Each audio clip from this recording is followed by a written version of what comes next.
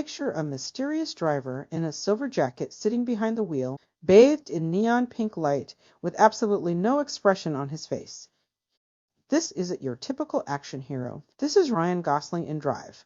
And what happened to this movie in 2011 completely changed how we think about modern cinema. But here's the twist that'll blow your mind. This film that looks like it should be packed with car chases and explosions actually has less than 17 minutes of driving scenes in the entire movie. So, what made audiences either absolutely worship this film or walk out of theaters demanding their money back? Let me take you back to 2011, when Danish director Nicolas Winding Refn decided to create something that nobody in Hollywood was asking for.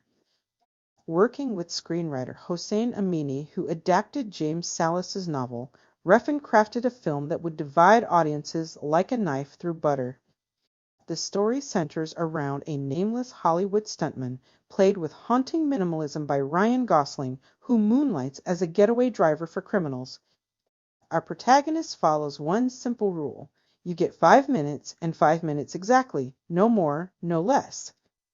He'll drive you anywhere you need to go during those 5 minutes, but after that you're on your own.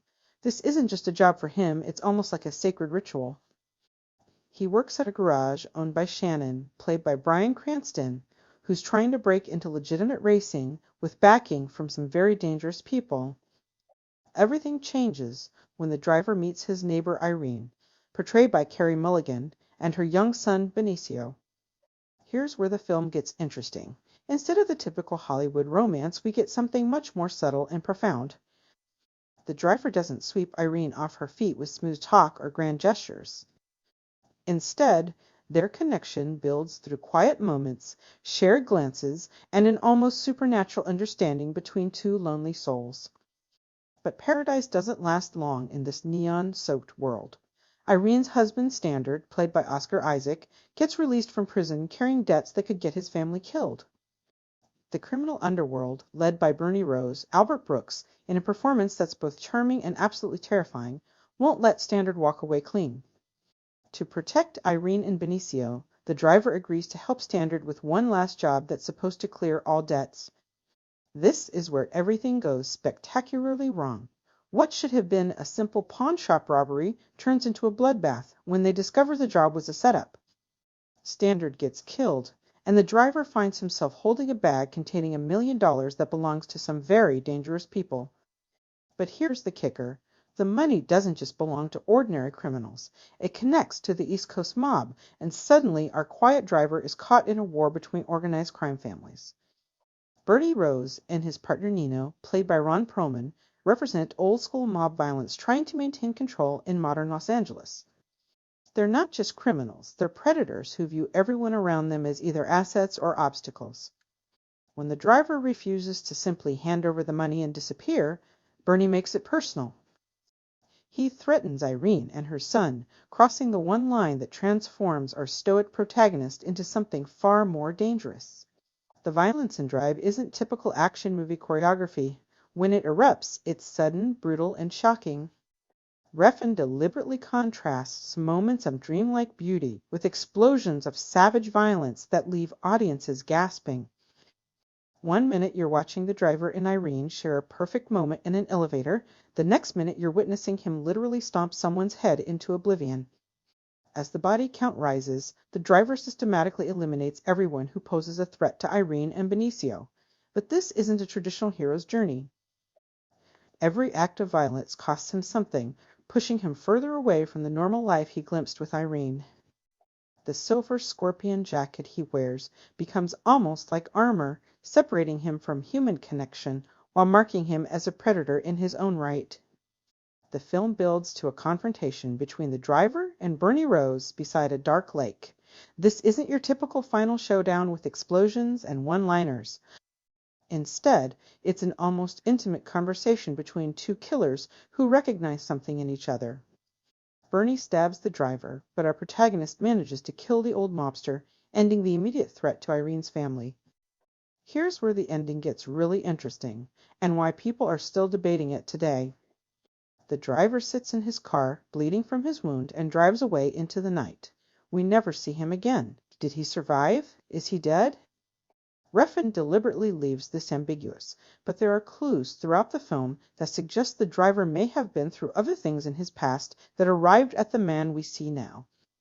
He is alone, unpredictable, meticulous about his work as a mechanic and driver, and trusts no one except Irene and Shannon. When Drive hit theaters, it created a cultural phenomenon that nobody expected. The film earned over $78 million worldwide against a $15 million budget, making it a solid financial success. But the real impact was cultural. Critics absolutely loved it, praising Refn's direction, the 80s-inspired soundtrack, and Gosling's hypnotic performance. The film won Best Director award at the Cannes Film Festival, cementing its artistic credentials. However, audiences were completely split. Some viewers walked out of theaters complaining that they'd been misled by marketing that suggested a fast-paced action thriller. Others became obsessed, turning the film into a cult classic that influenced fashion, music, and countless other movies. The pink-tinted aesthetic and synth-heavy soundtrack became defining elements of what people now call the neo-noir genre. Drive proved that audiences were hungry for something different, even if they didn't know it yet. The film's success paved the way for similar projects that prioritized atmosphere and character over traditional plot mechanics. It showed that you could make a commercially successful film that treated viewers like intelligent adults capable of interpreting subtext and symbolism. Looking back over a decade later, Drive stands as a perfect example of how independent filmmaking sensibilities can create mainstream impact. It's a movie that rewards multiple viewings, revealing new layers each time while maintaining its essential mystery.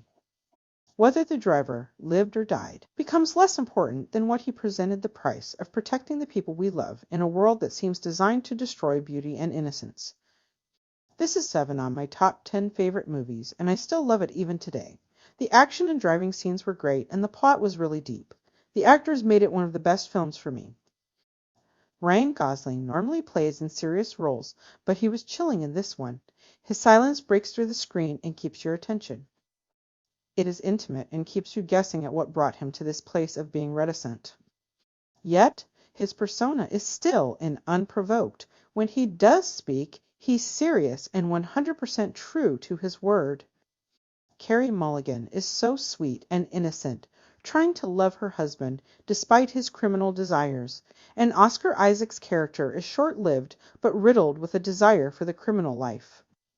Bryan Cranston was excellent as always, being the father figure yet dabbling in unlawful behavior, and it's always great to see Ron Perlman.